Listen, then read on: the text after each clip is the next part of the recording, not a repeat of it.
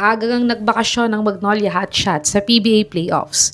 Ito ay matapos silang talunin ng TNT sa first game nila sa playoffs. Kaya't ayon nga kay Coach L.A. Tenorio, ay move on na agad sila para sa second conference na Commissioner's Cup. At naghahanap na nga sila ngayon na pwede nilang maging import sa team nila. Kaya't narito nga ang mga imports na maaari nilang pagpilian. Top 5, Chanatip Jakrawan. Si Jakrawan nga ay isang Thailand player na nakaharap ng Team C ng Gilas sa 33rd SEA Games. At isa nga siya sa mga nagpahirap sa Gilas team sa gold medal game nila. Pero nang matalo nga sila sa Gilas, ay ayon sa isang interview niya, ay willing nga siyang mag-import sa PBA at pangarap niya daw makaharap ang 9 times PBA MVP na si Junmar Fajardo at iba pang mga big men ng Pilipinas.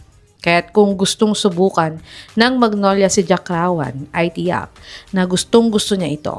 Si Jakrawan ay nag-average ng 9.8 points, 8.2 rebounds, 2.2 assists, 0.8 blocks, 50% 3-point shooter at 77% free throw shooter sa kanyang 2025 FIBA Asia Cup. Panoorin natin ang mga best basketball highlights ni Jakrawan kung gaano nga ba kagaling ang player na to.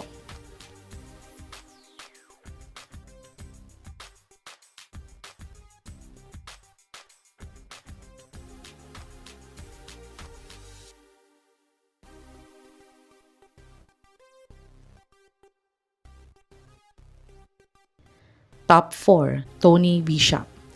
Sa Barangay Ginebra pa nga siya huling naglaro bilang import sa PBA. Maganda naman ang pinakita ni Bishop nang kunin siya ng Ginebra dati.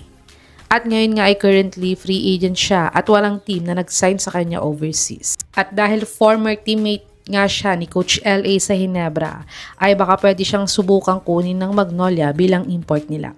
Si Bishop ay nag-average ng 14.2 points, 6.5 rebounds, 1.8 assists, 0.8 steals, 27% 3-point shooter at 83% free throw shooter sa kanyang 2023-2024 Puerto Rico BSN.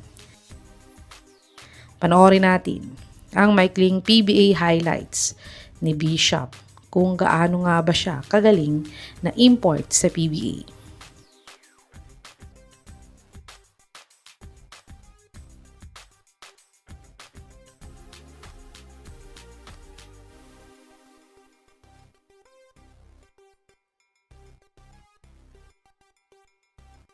Top 3, Nick Rakocevic. Si Rakocevic nga ay former import ng Magnolia Hotshots noong PBA 47 Commissioner's Cup. Maganda naman ang naging laro niya sa Magnolia dahil naging top 2 nga sila sa standings na may 10 wins at 2 losses lamang sa elimination rounds. Pero hindi lang niya nadala ang Magnolia Hotshots sa PBA Finals sa conference na to dahil nilaglag nga sila sa semifinals ng Barangay Ginebra. Kaya't kung available nga siya ulit ngayon para mag-import ay baka isa siya sa mga options ng Magnolia para gawin nilang import sa PBA 50th Commissioner's Cup.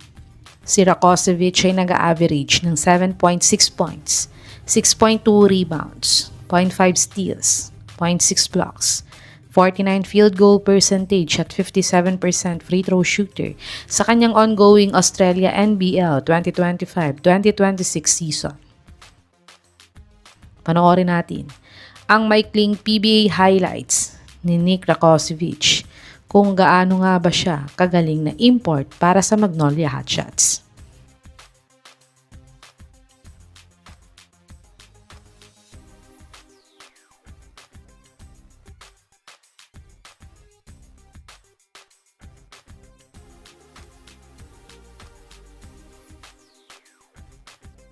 Top 2, Tyler Bay. Si Bay nga ay former import din ng Magnolia Hotshots last PBA 48 Commissioner's Cup. Isang ngang all-around import itong si Bay. Kaya dahil dito nga ay nadala niya ang Magnolia Hotshots sa PBA Finals sa conference na to. Ngunit, tinalo nga lang sila ng powerhouse team na San Miguel Beermen.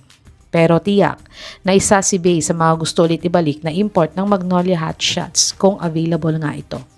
Si Bay ay nag-average ng 20.4 points, 8.4 rebounds, 1.6 assists, 1.7 steals, 0.6 blocks, 65 field goal percentage at 83% free throw shooter sa kanyang ongoing 2025-2026 Lebanon DLBL season. Panoorin natin ang kaunting PBA highlights ni Tyler Bay kung gaano nga ba siya kagaling na import para sa Magnolia Hotshots.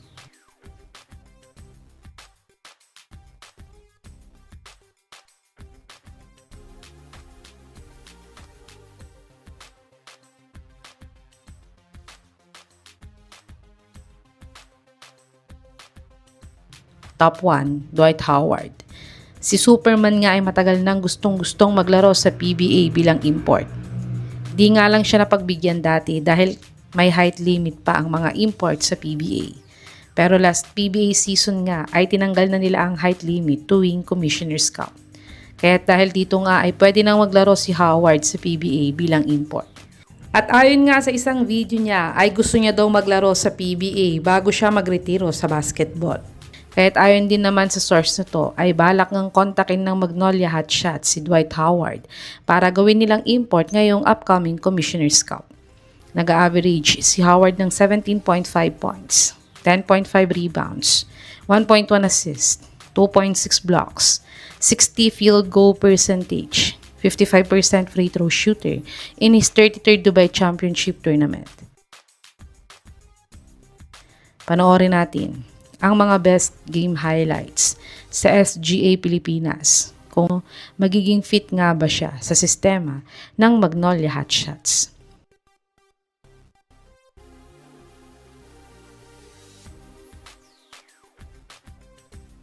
Ito ang mga imports na pinagpipilian ng Magnolia Hotshots para sa PBA 50th Commissioner's Cup. Sa tingin niyo mga kababos, sino sa mga imports na to ang makakatulong sa Magnolia Hotshots next conference? I-comment niyo na po yan sa baba.